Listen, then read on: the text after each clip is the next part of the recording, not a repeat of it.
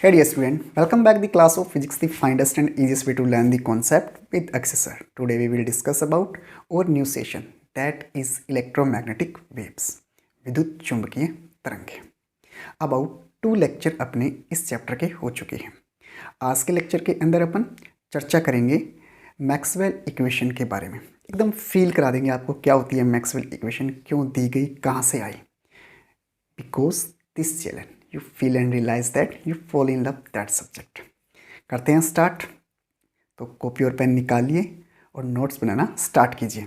और जो बहुत ही आलसी लोग हैं वो हमारे टेलीग्राम चैनल के ऊपर जाके इस चैप्टर के या इस लेक्चर के PDF नोट डाउनलोड कर सकते हैं. लिंक आपको डिस्क्रिप्शन में दे दिया जाएगा.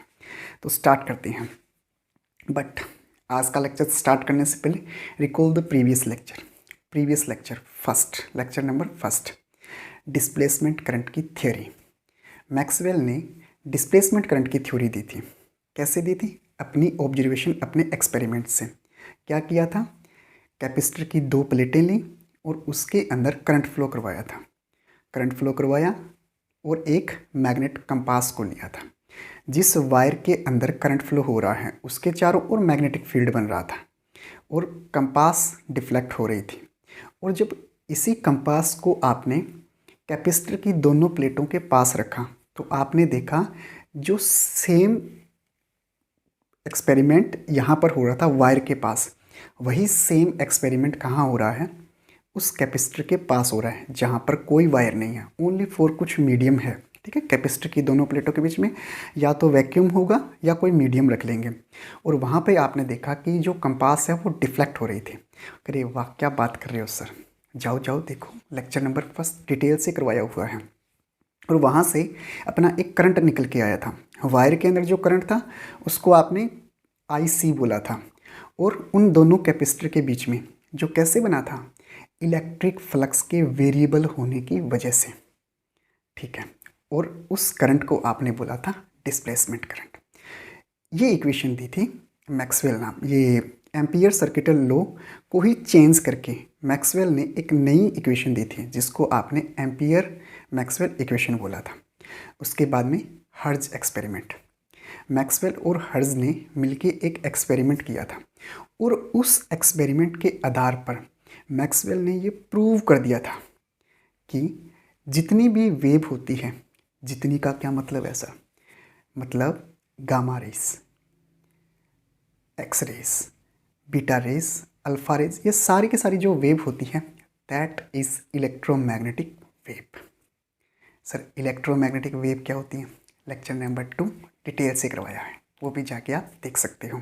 जो 3D के अंदर चलती है, मीन्स जिसके अंदर इलेक्ट्रिक फील्ड, मैग्नेटिक फील्ड और रेज आगे की ओर बढ़ती है. मतलब एक्स डायरेक्शन के अंदर रेज अगर आगे की ओर बढ़ रही है तो इलेक्ट्रिक फील्ड वाइट अक्स के अंदर और जेड अक्स के अंदर होता है आपके मैग्नेटिक फील्ड. ठीक है, सारा करवाया हुआ है. मतलब इन्होंने प्रूव किया था कि जितनी भी ये वेव्स होती हैं ये सारी की सारी होती है इलेक्ट्रोमैग्नेटिक वेव. और ये बोलने के बाद में ये बन गए थे बड़े आदमी. क्या बात है सर, इतना करने के बाद में कोई बड़ा आदमी बन सकता है? बिल्कुल बन सकता है. और भी बहुत कुछ किया था इन्होंने सर. और बहुत कुछ करने का मतलब इन्होंने की थी 11th-12th को ढंग से. सर ढंग से करने का क्या मतलब है? सभी करते हैं वो तो, बिल्कुल करते हैं. 11th-12th को ढंग से करने के बाद में, सर ये ढंग से वर्ड मत बोलो बार बार आप, हम भी तो पढ़ते ही हैं. बिल्कुल पढ़ते हो आप. सुनो, इन्होंने पंगे लिए थे साइंटिस्ट के साथ और इन्होंने ये बोल दिया था कि आपने जो पढ़ाया है ना, मतलब जितने आपने लॉ दिए हैं, रूल्स, जितनी इक्वेशन दी है, उन इक्वेशन को मैंने जो इक्वेशन दी है उनके आधार पर भी सोल्व किया जा सकता है. और ये इन्होंने प्रूव कर दिया था. बताओ, तो बड़े आदमी तो हुए या नहीं हुए? सर नहीं समझे, ढंग से बताओ, बोलना क्या चाहते हो आप? आपने जो जुलाई से लेके अब तक जितना पढ़ा है, इलेक्ट्रोस्टैटिक, करंट, इलेक्ट्रिसिटी और मैग्नेटिज्म, और इन तीनों के अंदर जितने आपने लॉ पढ़े हैं, मतलब कुलाम्स लॉ, गाउस लॉ, ये Kirchhoff voltage rule, Biot-Savart law, ampere law और ये मैग्नेटिक फोर्स, जितने भी आपने पढ़े हैं, उन सभी लॉज को, उन सभी इक्वेशन को आप मैक्सवेल की इक्वेशन की सहायता से जो आपने उनके द्वारा समझाया है उनको आप इन चारों इक्वेशनों के द्वारा भी समझा सकते हैं। क्या बात करते हो सर? तो सर फिर वो पढ़ाया क्यों हमें? ये पहले दिन ही चैप्टर पढ़ा देते हैं, हम ये पढ़ लेते हैं, जो काम वो कर रही हैं वो ये कर रहे हैं ना। लेकिन जितनी उन लॉज के अंदर इक्वेशन दी गई है, मतलब ये है कि इन्होंने ये बोल दिया था कि आपने जो इक्वेशन दी है, मतलब उन वैज्ञानिकों ने जो इक्वेशन दी थी, एक्चुअल में उन इक्वेशन की हेल्प से ही ये चारों के चारों इक्वेशन बनी है। लेकिन आपके जो सिलेबस के अंदर इन सभी इक्वेशन से मैक्सवेल की इक्वेशन को डेराइव करना, डेरिवेशन बहुत लंबी हो जाती है, इसलिए आपके सिलेबस में वो नहीं है। सिर्फ और सिर्फ 4 इक्वेशन दी गई है, उन्हीं चारों इक्वेशन को आपको समझना है और उन्हीं चारों इक्वेशन की हेल्प से आपको क्वेश्चन को सोल्व करना है। समझा नहीं समझे? अब वो 4 इक्वेशन क्या थी सर, वो समझाओ पहले। लेकिन उससे पहले बड़े आदमी एक काम और करके बने, और वो क्या? इन्होंने ये बोला कि अगर आपके पास में वेरिएबल मैग्नेटिक फील्ड है तो आप उसकी हेल्प से इलेक्ट्रिक फील्ड बना सकते हो, और अगर आपके पास में वेरिएबल इलेक्ट्रिक फील्ड है तो उसकी हेल्प से आप क्या कर सकते हो? मैग्नेटिक फील्ड बना सकते हो। क्या बात करते हो सर, ये तो हम भी कर सकते हैं और किया भी है हमने। ये मूविंग चार्जेस एंड मैग्नेटिज्म के अंदर हमने किया भी है सर। अगर मान लो कि कोई वायर है और उस वायर के अंदर आप करंट फ्लो करवाते हो तो उसके चारों ओर मैग्नेटिक फील्ड बन जाएगी। करंट फ्लो करवाए, कांस्टेंट करंट फ्लो करवाओगे तो कांस्टेंट फील्ड बनेगी। और अगर करंट की वैल्यू वेरिएबल करते हो, मतलब कि अल्टरनेटिंग करंट अगर उसके अंदर फ्लो हो रहा है तो नॉर्मल सी बात है, जो मैग्नेटिक फील्ड बनेगा वो वेरिएबल होगा। इधर इलेक्ट्रिक फील्ड वेरिएबल है, उधर मैग्नेटिक फील्ड वेरिएबल है। और उसके बाद में अपन ने इलेक्ट्रोमैग्नेटिक इंडक्शन की भी पढ़ा था, उसमें ये प्रूव किया था कि अगर आपके पास में वेरिएबल मैग्नेटिक फील्ड है तो आप उसकी हेल्प से क्या कर सकते हो? इलेक्ट्रिक फील्ड भी बना सकते हो, जो भी क्या होगी, जो वेरिएबल होगी। क्या बात करते हो सर, ये तो हम भी जानते हैं। आई नो डियर, तभी तो मैक्सवेल ने ये बोला कि 12th 11th को ढंग से पढ़ो। और ढंग से पढ़ने के बाद मतलब कि यही बोला गया है कि उन सभी लॉज से आपने 4 इक्वेशन बनाई है। इन्होंने सिर्फ और सिर्फ पंगे लिए थे। अब पंगे लोगे तो साइंटिस्ट क्या हो जाएंगे? नाराज हो जाएंगे। और नाराज होने के बाद में इन्होंने क्या कर दिया? सभी साइंटिस्टों ने बोलचाल बंद कर दिया। अब बड़े आदमी के तो और बड़ा पंगा हो गया। तो इन्होंने अपनी ऑब्जर्वेशन के अंदर जो इन्होंने दी थी उसके नीचे एक लाइन लिख दी, और वो लाइन ये थी कि जो मैंने ये ऑब्जर्वेशन की है ये मेरी खुद की नहीं है, ये मैंने इन सब की हेल्प से जितनी भी इक्वेशन बनी हैं, यानी कि इन्होंने जो लॉज दिए हैं, इन्होंने जो इक्वेशन दी हैं, उनको सिर्फ एक जगह इकट्ठा करके रखा है। बस इतना कह दिया, ये भी खुश और वो भी खुश। ठीक है, अब पढ़ते हैं इसकी मैक्सवेल की इक्वेशन थी क्या, जिससे वो सारे के सारे साइंटिस्ट नाराज हुए। ठीक है, सुनो first equation, Gauss law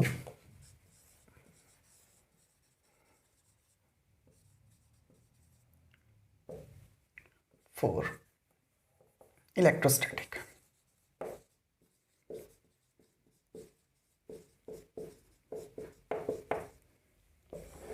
Gauss का जो नियम था वही नियम और वही इक्वेशन इसकी फर्स्ट इक्वेशन थी। सारा का सारा रिकॉल हो जाएगा, बस इतना ही है। फर्स्ट इक्वेशन गाउस के नियम की थी। और सर गाउस का नियम था क्या, वो भी आप ही बता दो। तो सुनो, phi E is equal to आपने लिखा था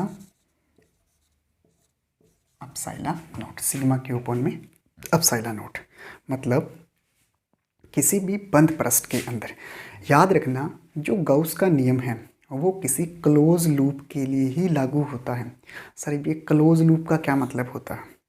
स्टूडेंट, क्लोज लूप वो लूप होता है जो 3D के अंदर होता है। मतलब जहाँ पे भी नाम आ गया क्लोज लूप, मतलब कि वो जो आकृति या आकार होगा वो 3D का होगा। ठीक है, तो क्लोज लूप के अंदर अगर मान लो कि आप कोई चार्ज रख देते हो तो उस चार्ज के कारण जितनी फील्ड लाइंस निकलेगी वो फील्ड लाइंस उसके सरफेस से होके जाएगी, ये हम जानते हैं। क्योंकि क्लोज लूप में कोई चीज़ रखी है, यूँ समझो कि आपके पास में कोई स्फीयर है, गोला है, उस गोले के अंदर कोई चार्ज रख दो तो वो चार्ज जब निकलेगा, उस चार्ज से जो फील्ड लाइंस निकलेगी वो सारी की सारी फील्ड लाइंस उस स्फीयर के सरफेस से होके जाएगी या नहीं जाएगी? तो सरफेस के परपेंडिकुलर होगी, नॉर्मल सी बात है। अगर वो चार्ज उस स्फीयर के सेंटर पे रखा है तो अगर वो परपेंडिकुलर है तो वहाँ पे क्या बनता है, इलेक्ट्रिक फ्लक्स बनता है। तो अकॉर्डिंग टू गाउस लॉ क्या कहता है कि वो जो फ्लक्स होता है वो फ्लक्स उस क्लोज लूप के अंदर जो चार्ज है और उस क्लोज लूप का जो मीडियम होता है, यानी कि वैक्यूम मीडियम, जिसको आप क्या बोलते हो, माध्यम की वैद्युतशीलता बोलते हो, एप्सिलॉन नॉट के अनुपात के बराबर होता है। मतलब कि फ्लक्स ऑलवेज इक्वल होता है उस चार्ज के अंदर, यानी कि उस 3D के अंदर, उस क्लोज लूप के अंदर रखे चार्ज और उस क्लोज लूप के अंदर का जो मीडियम होता है उसकी वैद्युतशीलता के अनुपात के बराबर। ठीक है, और यहाँ से इसको आप लिख सकते हो, दैट इज क्लोज लूप को शो करता है, क्लोज लूप ई vector dot D S vector, जहाँ पे डी एस क्या है, एरिया वेक्टर ऑफ सरफेस, मतलब कि उस सरफेस का समझाएंगे, सुनो, equal to sigma Q upon में एप्सिलॉन नॉट। ठीक है, ये लो। अब सुनो, इसको गाउस के नियम को समझा देते हैं। क्लोज लूप का मतलब होता है जो 3D में हो, ये लो, ये 3D में है। आपने क्या किया, इसके अंदर कोई चार्ज रखा। अब नॉर्मल सी बात है, अंदर अगर चार्ज पड़ा है तो उससे फील्ड लाइंस जरूर निकलेगी या उसमें प्रवेश करेगी, कोई तो एक काम होगा। मान लो कि ये प्लस चार्ज है, तो प्लस चार्ज है तो फील्ड लाइंस इससे आउटवर्ड है, बाहर की ओर निकल रही है। तो ये फील्ड लाइंस बाहर की ओर निकल रही है, तो ये जो पृष्ठ है, इसका जो सरफेस है ये वाला, इसके अगर ध्यान से देखो तो ये परपेंडिकुलर है, ये परपेंडिकुलर है, मतलब कि ये देखो, ये सरफेस, ये वाला एक साइड इसकी, ठीक है, इसके फील्ड लाइंस परपेंडिकुलर है। और जैसे फील्ड लाइंस किसी सरफेस के परपेंडिकुलर जाती है, वहाँ पे बनता है मैग्नेट, ये इलेक्ट्रिक फ्लक्स। ठीक है, तो फर्स्ट जो लॉ था इसका, यानी कि मैक्सवेल की जो फर्स्ट इक्वेशन थी वो यही थी एक्चुअल में, गाउस की जो इक्वेशन थी वही इसकी फर्स्ट इक्वेशन थी, लेकिन इसने थोड़ा सा चेंज कर दिया। इसने ये बोला कि अगर मान लो कि ये जो क्लोज लूप लिया है आपने, उसको आपने चार्ज दिया, चार्ज दोगे तो नॉर्मल सी बात है, इसके अंदर सारा का सारा जो चार्ज है वो फैल जाएगा, यानी कि चार्ज का क्या होगा, वितरण। और अगर चार्ज का वितरण होता है तो इसको आप बोलते हो आयतन आवेश वितरण। सही है, तो आयतन आवेश वितरण को आप लिखते हो रो से, means rho is equal to D Q upon में डी। सही है यहाँ से, यानी कि यहाँ से अगर चार्ज की वैल्यू निकालोगे तो वो आएगा रो डी वी।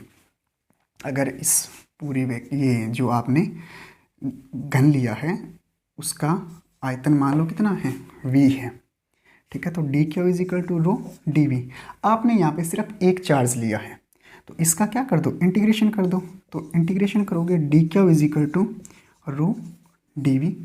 ठीक है, यहाँ से q is equal to rho D V. ठीक है, इसका इंटीग्रेशन नहीं करेंगे क्योंकि सिर्फ यहाँ पे अपन ने समझाने के लिए दिया है कि ये घन है और इसका वॉल्यूम कितना है, v है। लेकिन हो सकता है यहाँ पे कोई दूसरी आकृति हो सकती है, कोई बेलन हो सकता है, कुछ भी हो सकता है। ठीक है, तो इसको अपन ऐसे ही पड़ा रहने देंगे और ये वैल्यू यहाँ पे रख देंगे। चार्ज एक है q, तो यहाँ पे q हो जाएगा, means E dot D S equal to Q upon में एप्सिलॉन नॉट। क्यू का मान यहाँ पे पुट कर देते हैं, ये लो, E dot D S equal to 1 upon में एप्सिलॉन नॉट और ये रो डी वी। ये लो, ये क्या आ गई थी, मैक्सवेल की फर्स्ट इक्वेशन आई थी। और इसीलिए इसने बोला था कि आपने जो करवाई है वही तो मैंने लिखी है, बस थोड़ा सा चेंज किया है इसने। ठीक है, अब सुनो, और ये जो लो है ये अपने को ये भी बताता है कि जो आवेश होता है, मतलब आवेश अगर अंदर पड़ा है तो कितना फ्लक्स बाहर जाएगा, अंदर जाएगा। मान लो कि इसके अंदर, मतलब बंद पृष्ठ के अंदर जो आवेश है ये सिग्मा है, मतलब कि उसको ऐड करता है, एडिशन करता है उसका। अगर मान लो कि यहाँ पे Q1 है, एक और चार्ज होता Q2, तो ये जुड़ जाता Q1 प्लस Q2। सही है, ठीक है। अगर मान लो मैं इस पूरे के पूरे वॉल्यूम के अंदर एक इलेक्ट्रिक डाइपोल रख देता हूँ, विद्युत द्विध्रुव, तो कितना फ्लक्स पास आउट होगा? क्या वहाँ पर इलेक्ट्रिक फील्ड होगा या नहीं होगा? सुनो, इस चार्ज को हटा के यहाँ पर मैंने रख दिया है एक इलेक्ट्रिक डाइपोल, और इलेक्ट्रिक डाइपोल में माइनस चार्ज और प्लस चार्ज।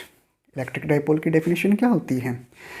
परिमाण में समान कोई दो आवेश, परिमाण मतलब वैल्यू, और विपरीत प्रकृति के, एक अगर पॉजिटिव है तो दूसरा नेगेटिव, सही है। विपरीत प्रकृति के दो आवेश अगर अति अल्प दूरी पर हो, यानी कि बहुत स्मॉल डिस्टेंस पे वो रखे हो, तो ऐसी जो युक्ति होती है उसको आप क्या बोलते हो? इलेक्ट्रिक डाइपोल बोलते हो।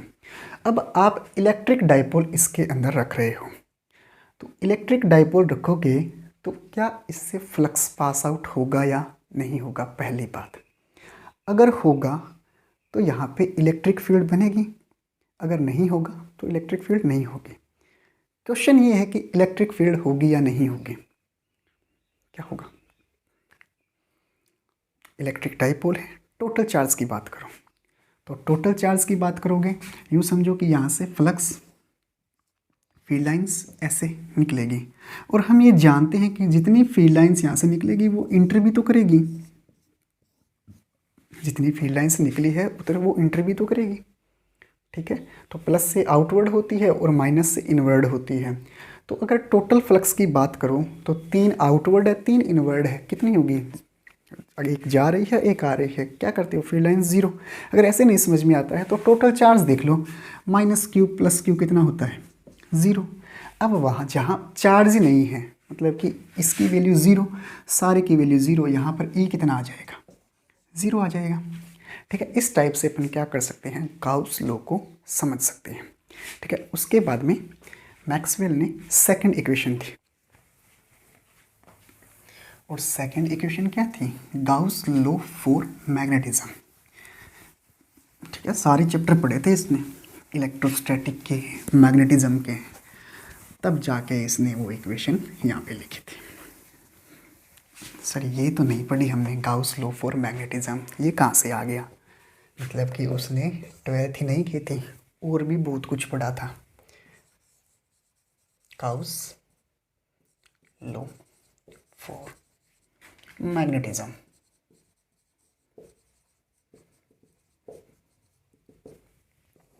इसका क्या मतलब है सर? गाउस लॉ क्या होता है? E dot D S is equal to Q upon में एप्सिलॉन नॉट। तो मैग्नेटिज्म के लिए गाउस लॉ क्या हो जाएगा? यहाँ पर integration B dot D L equal to 0, नहीं बी डॉट डी एस, क्योंकि इलेक्ट्रिक फील्ड के लिए डी एस होता है सरफेस का एरिया वेक्टर, ठीक है। B dot D S is equal to 0, और ये प्रूव किया था इन्होंने। सर ये तो हमने नहीं पढ़ा है, 11th 12th तो नहीं की इसने, सही है, नहीं की, तभी इतने बड़े आदमी बने वो। तो गाउस लॉ फॉर मैग्नेटिज्म के लिए B dot D S is equal to 0। Sir इसका मतलब क्या है? इन्होंने ये बोला था कि अगर किसी क्लोज लूप के अंदर अगर आप मैग्नेट रख देते हैं तो उस क्लोज लूप के अंदर मैग्नेटिक फील्ड 0 होगा। बताओ, इतनी बात कह दी। हम नहीं मानते सर, प्रूव करके बताओ। चुंबक रख दी है कमरे के अंदर, मान लो कि इसे पूरा का पूरा कमरा है, उस क्लोज लूप ही है वो, और उस कमरे के अंदर आप कोई मैग्नेट रख देते हो, कोई चुंबक ले रखी है आपने, तो सर आप कैसे कह सकते हो कि टोटल मैग्नेटिक फील्ड 0 होगा? वहाँ तो है, हम तो लोहे के साथ चिपका के बता सकते हैं, मतलब मैग्नेटिक फील्ड है। सुनो, क्लोज लूप, इसका मीन्स क्लोज लूप, और क्लोज लूप का मतलब होता है 3D। फिर ले लो, ये लो क्लोज लूप, और इसके अंदर रखा आपने कोई मैग्नेट, और मैग्नेट अगर रखोगे तो मैग्नेट होता है N और S पोल, सही है?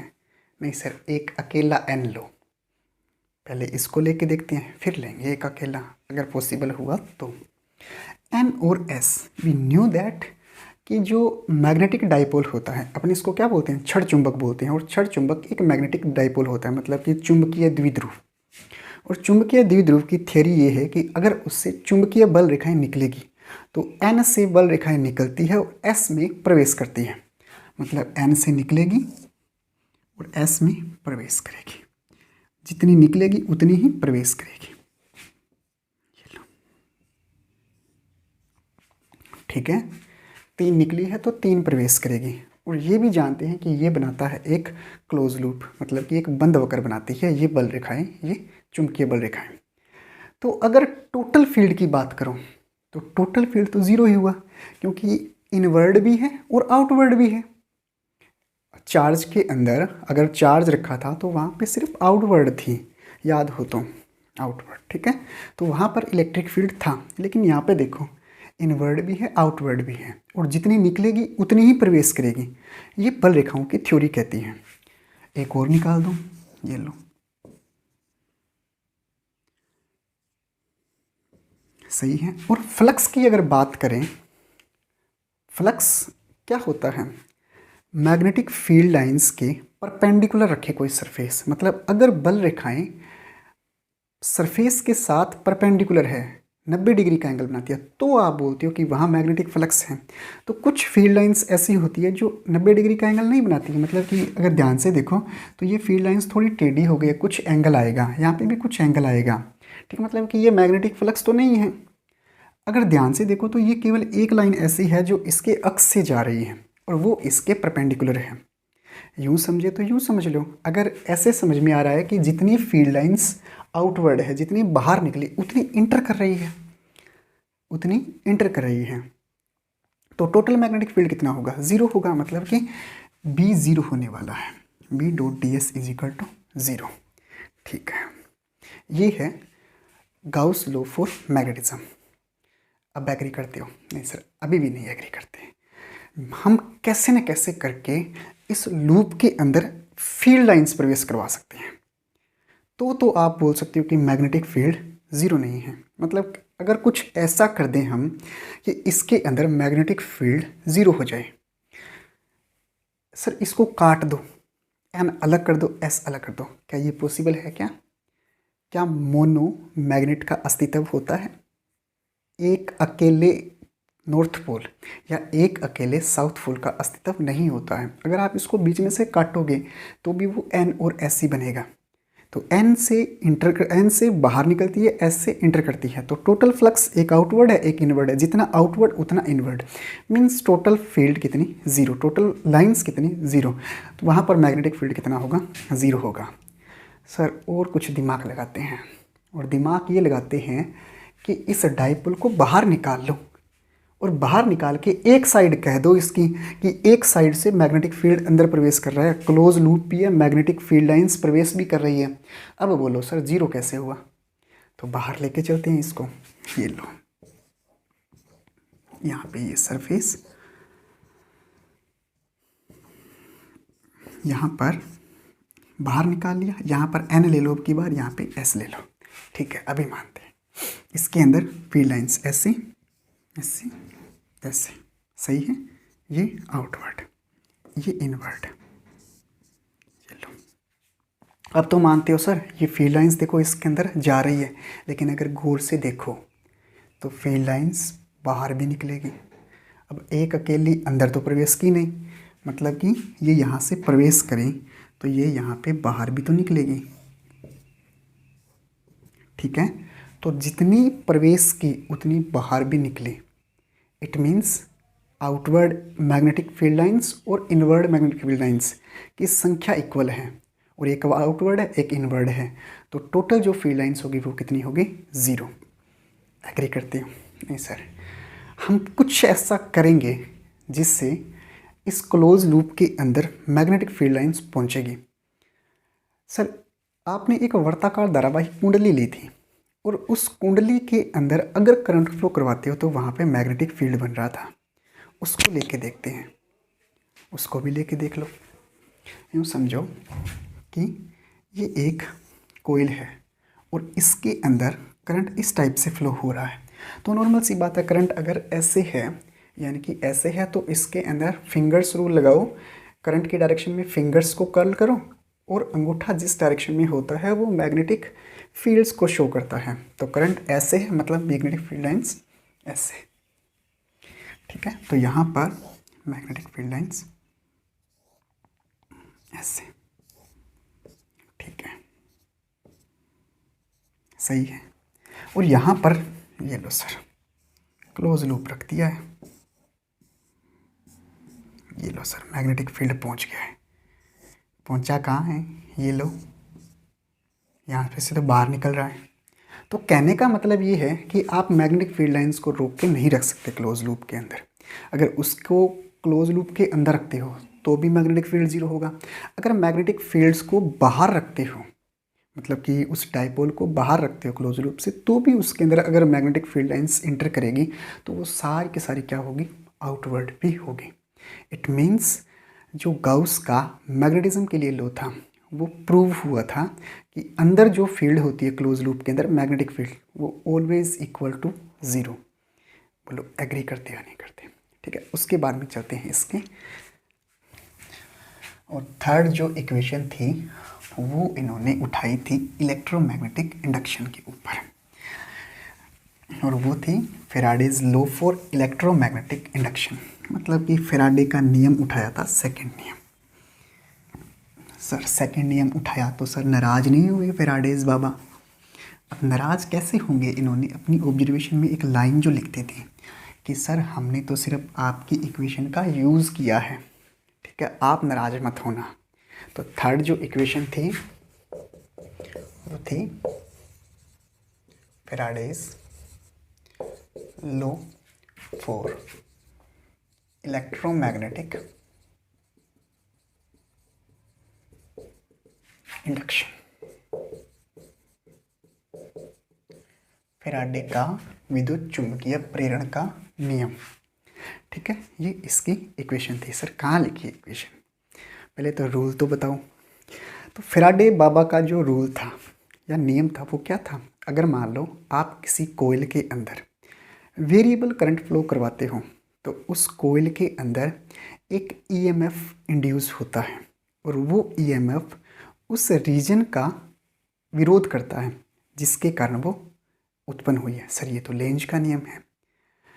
तो ये तो लेंज का नियम है, लेकिन फेराडेज के नियम के लिए याद करो एक माइनस का सिंबल आया था, मतलब कि लेंज और फेराडे दोनों मिले हुए थे। सर आप ये कहना चाहते हो, मतलब मैक्सवेल ने लेंज की भी तो हेल्प ली होगी, ओबियस ही बात है, ली है, ठीक है। क्या था सुनो, अगर मान लो आप किसी कोयल के अंदर या किसी वायर के अंदर करंट फ्लो करवाते हो तो उस वायर के अंदर एक ईएमएफ इंड्यूस होता है, और वो ईएमएफ इंड्यूस हुआ क्यों हुआ? क्योंकि वो वेरिएबल करंट था। सर ये तो हमें भी पता है कि वो वेरिएबल करंट है, हमने इलेक्ट्रोमैग्नेटिक इंडक्शन को ढंग से पढ़ा है। सुनो क्या था नियम, इन्होंने ये बोला कि जो ईएमएफ इंड्यूस हुआ है, जो विद्युत वाहक बल इंड्यूस हुआ, वो किसकी वजह से हुआ? डी फाई बी अपॉन में डी टी।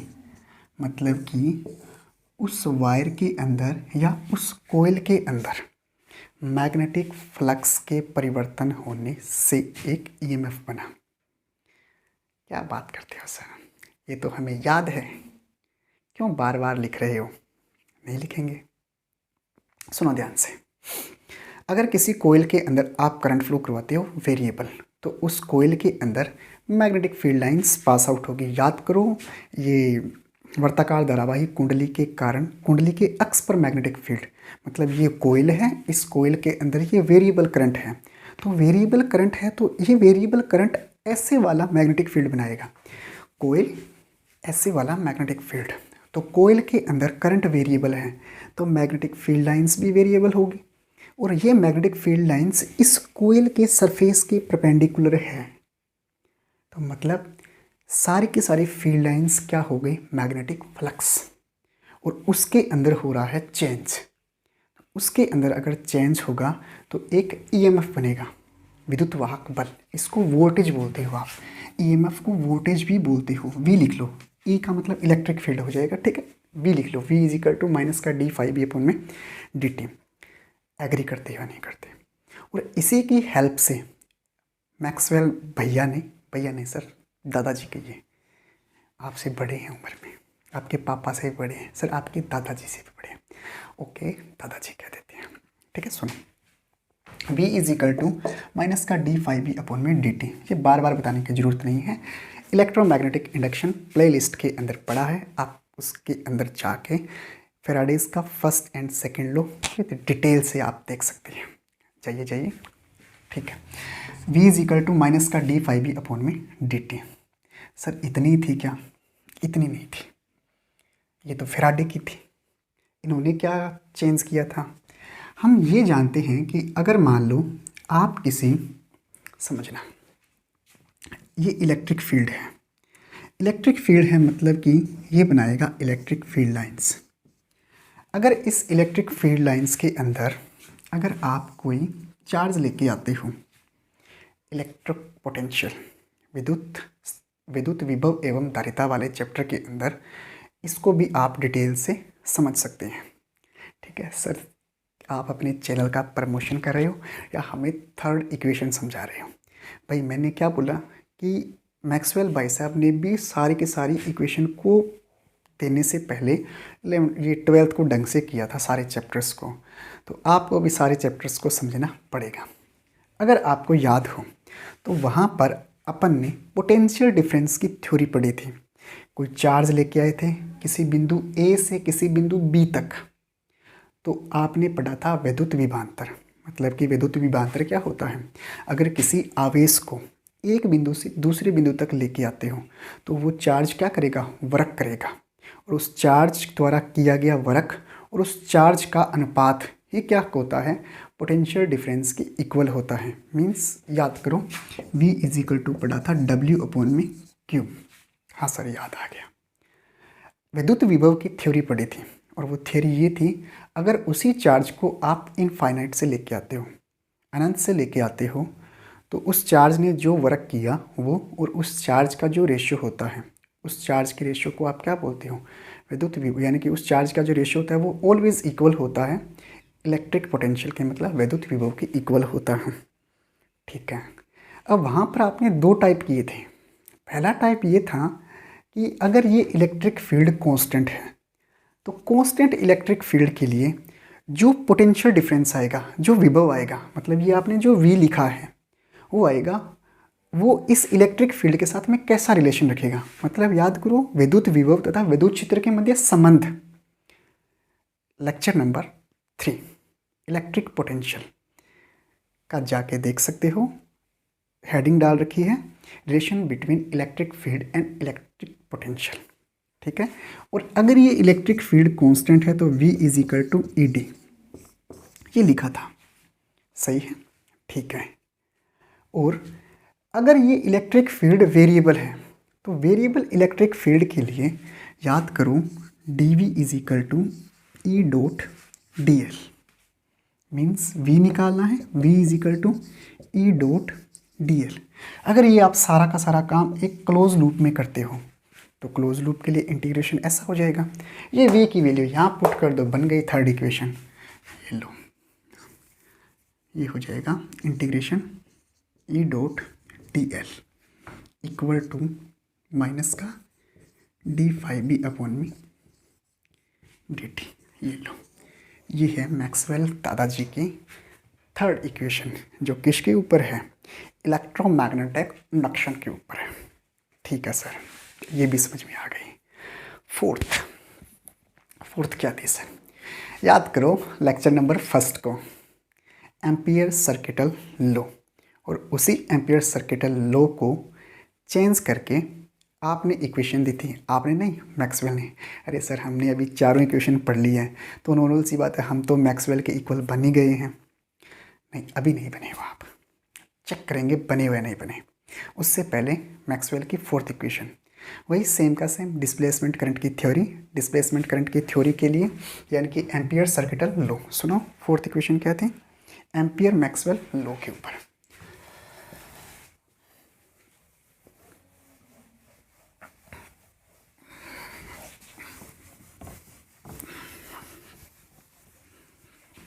फोर्थ है एम्पियर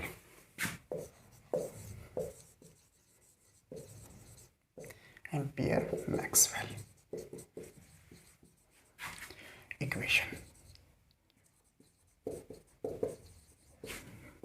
एम्पियर मैक्सवेल इक्वेशन। क्या थी डिस्प्लेसमेंट करंट की थ्योरी? सबसे पहले तो एम्पियर की इक्वेशन लिखी थी आपने, बी डॉट डी एल, किसी बंद पृष्ठ के रेखीय समाकलन का मान, उसकी निर्वात की चुंबकशीलता और उस वायर के अंदर फ्लो होने वाले करंट के मल्टीपल के इक्वल होता है। ये एम्पियर का सर्किटल लॉ था और उसको आपने चेंज किया था एक्सपेरिमेंट के द्वारा और एक नया करंट निकल के आया था। यहाँ पर था समीसर आई और नया करंट जो निकल के आया था उसको आपने बोला था B dot D L mu naught I C plus में आई डी, जहाँ आई सी क्या था, किसी वायर में करंट फ्लो हो रहा है वो, और आई डी क्या है, डिस्प्लेसमेंट करंट। इस डिस्प्लेसमेंट करंट की जो थ्योरी आई थी वो थी mu naught I C plus में एक बार ये हो जाएगा, क्या था epsilon naught D phi B upon में डी टी। हाँ सर, ये थी फाई बी नहीं था सर, फाई ई था। इलेक्ट्रिक फ्लक्स के अंदर जो परिवर्तन हो रहा था ना, वो इक्वल था किसके, करंट के। उस यहाँ से B dot D L equal to, इसको अंदर मल्टीप्लाई कर दो, आई सी प्लस में mu naught epsilon naught D phi E upon में डी टी। ये क्या है, मैक्सवेल की फोर्थ इक्वेशन है जो हम डिटेल से कर चुके हैं लेक्चर नंबर 1 के अंदर। ठीक है, ये चारों की चारों इक्वेशन थी जो किसकी हेल्प से की गई थी, उन सारे के सारे इलेक्ट्रोस्टैटिक, इलेक्ट्रिसिटी एंड मैग्नेटिज्म के आधार पर दी गई थी। इन चारों इक्वेशन को अपने को क्या करना है, सिर्फ याद करना है। इनकी डेरिवेशन आप आगे ग्रेजुएशन लेवल के अंदर पढ़ोगे। ठीक है, इन चारों इक्वेशनों को एक साइड में लिख देते हैं। फर्स्ट इक्वेशन थी आपकी Gauss law for electrostatic, E dot D S, E vector dot D S equal to 1 upon में एप्सिलॉन नोट, और ये हो जाएगा rho D V, first equation. Second, Gauss law for magnetism, किसी क्लोज लूप के अंदर जो मैग्नेटिक फ्लक्स होता है वो ज़ीरो होता है। ठीक है, थर्ड इक्वेशन क्या थी, integration E dot D L equal D phi B, क्या थी डी फाई बी अपॉन में डी टी माइनस का, हो ही गई है बी डॉट डी एल वाली Ampere Maxwell equation. Integration B dot D L equal to mu naught I C plus में mu naught epsilon naught D phi E upon में D T. ये लो, ये वो चारों के चारों इक्वेशन है जो मैक्सवेल दादाजी ने दी थी।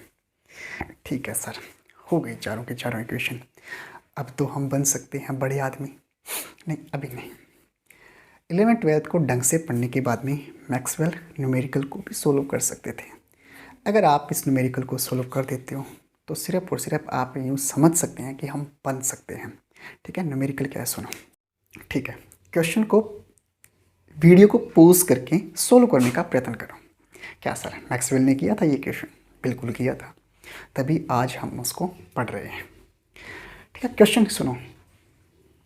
कैपेसिटर की 2 पैरेलल प्लेटें हैं, ये दोनों प्लेट हैं, और आपने एक बैटरी कनेक्ट कर रखी है, और उस बैटरी की वजह से वायर के अंदर 100 मिली एम्पीयर का करंट फ्लो हो रहा है। तो 100 मिली एम्पीयर का करंट फ्लो होगा, मतलब कि चार्ज इस प्लेट पे आया, उसके बाद में इस प्लेट के ऊपर चार्ज पास आउट हो रहा है। तो पूछा ये गया है, और ये जो कैपेसिटर की दोनों प्लेटें हैं ना, इनकी कैपेसिटेंस दे दिया आपको 5 माइक्रोफैरड है। पूछा ये गया है कि जो प्लेटों के बीच में, नॉर्मल सी बात है, चार्ज अगर एकत्रित हो रहा है, पहले +1 चार्ज या दूसरा 2, 3, 4, मतलब कि कूलम्ब चार्ज एकत्रित हो रहा है, तो अगर चार्ज एकत्रित हो रहा है मतलब करंट अगर वेरिएबल है। सर वेरिएबल कहाँ है करंट? 100 मिली एम्पीयर दे रखा है, बिल्कुल दे रखा है 100 मिली एम्पियर, लेकिन जब बैटरी को ऑन की गई थी तब करंट वेरिएबल था। मतलब ऐसे तो है नहीं कि सीधा इसमें 100 मिली एम्पियर बहना स्टार्ट कर दिया, जीरो से लगा होगा। ठीक है, तो कहने का मतलब ये है कि यहाँ पर चार्ज एकत्रित हुए, जिस टाइम चार्ज एकत्रित हुए, नॉर्मल सी बात है उन दोनों प्लेटों के बीच में विभवांतर भी है। तो पूछा ये गया है कि अगर करंट 0 से लेके 100 मिली एम्पियर तक बढ़ता है तो चार्ज भी बढ़ेगा। चार्ज बढ़ेगा तो according to principle of capacitor Q is equal to CV, मतलब चार्ज है मतलब वोल्टेज है। चार्ज अगर वेरिएबल है मतलब वोल्टेज भी वेरिएबल है, वोल्टेज भी चेंज हो रही है, किसके साथ, टाइम के साथ। तो वही वोल्टेज निकालनी है अपने को, मतलब V अपॉन में T का मान निकालना है, dV अपॉन में dt का मान निकालना है। Voltage, rate of change of voltage, ठीक है, between the plates, rate of change of potential difference between the plates, मतलब कि दोनों प्लेटों के बीच में विभवांतर किस प्रकार चेंज हो रहा है वही मान निकालना है। समझते हैं क्वेश्चन को। ये मान लो कि वो कैपेसिटर की दोनों प्लेटें हैं, यहाँ पर वायर कनेक्ट कर रखी है, यहाँ पे भी वायर कनेक्ट कर रखी है, ये बैटरी से कनेक्ट हो रही है। मान लो यहाँ पे करंट आ रहा है I, सही है, और यहाँ पे करंट जा रहा है I, जितना आया उतना गया, पढ़ते ही हैं हम। ठीक है, मतलब जितना आया उतना गया, यहाँ पे I आ रहा है, यहाँ पे I जा रहा है, और बीच में कुछ ID करंट है, बीच में कुछ ID करंट है। मान लो, चलो सर सही करो इसको, ये लो बीच में कुछ है ID करंट है। अब ऐसा तो है नहीं, यहाँ पे जैसे I आया और यहाँ पे I गया, मतलब कि ये भी तो सेम ही रहा होगा, ये ID I के सेम ही रहेगा, तभी यहाँ पे I पहुँचा है। मतलब कह सकते हैं कि I इक्वल है ID के, और वैल्यू दे रखी है I की 100 मिली एम्पियर। ये लो कितना इजी है। ठीक है, अब यहाँ पर जब करंट की वैल्यू इंक्रीज हो रही है तो यहाँ पे पहले +1 चार्ज, उसके बाद में दूसरा +3, ये मतलब ऐसे होगा, यहाँ पे माइनस माइनस माइनस माइनस होगा। पहला चार्ज हुआ मतलब कि पोटेंशियल डिफरेंस कुछ अलग होगा, दूसरा मतलब पोटेंशियल डिफरेंस कुछ अलग होगा। क्यों? क्योंकि अगर चार्ज प्रोपोर्शनल होता है V के, अगर चार्ज में परिवर्तन होगा तो V में भी परिवर्तन होगा, और वही अपने को पूछा है परिवर्तन वोल्टेज के अंदर कितना होगा। I आ गया, यानी कि ID की वैल्यू आ गई अपने पास में 100 मिली एम्पियर, और हम ये जानते हैं कि जो I होता है वो होता है dQ अपॉन में dt, rate of change in charge. सही है, I इक्वल है ID के, ID equal to dQ upon में dt, और according to principle of capacitor Q is equal to Q proportional V, यानी कि Q proportional V, Q is equal to CV। ये value यहाँ पे रख दो, ID equal to D CV upon में dt। कैपेसिटेंस कांस्टेंट वैल्यू है और दे भी रखी है 5 माइक्रोफैरड, बाहर आ जाएगी। ID equal to C dV upon में dt, और यही अपने को पूछा है। तो यहाँ से dV अपॉन में dt की वैल्यू एक साइड और ID अपॉन में C दूसरी साइड, जो पूछा है उसको एक साइड रख के बाकी की वैल्यू पुट कर देते हैं। ID की वैल्यू कितनी है? 100 मिली एम्पियर, तो मिली एम्पियर को 10 की घात -3 एम्पियर बोलते हैं, और C का मान 5 माइक्रो, 5 इंटू माइक्रो का मतलब 10 की घात -6 फैरड। इसको जब सोल्व करेंगे ये ऊपर जाएगा dV अपॉन में dt, ये ऊपर जाएगा 10 की ये 20 इंटू 10 की पावर +3, और इसका मात्रक क्या हो जाएगा? V का मात्रक वोल्टेज अपॉन में टाइम का सेकंड, वोल्टेज अपॉन में सेकंड। ये लो, इस टाइप से मैक्सवेल ये क्वेश्चन करके बड़ा आदमी बन गया। ठीक है, आई होप आज का लेक्चर आपको समझ में आया होगा। ठीक है, आज का लेक्चर यहाँ पे कंप्लीट करता हूँ। पढ़ते रहिए, मस्त रहिए, मज़े में रहिए। All the very best.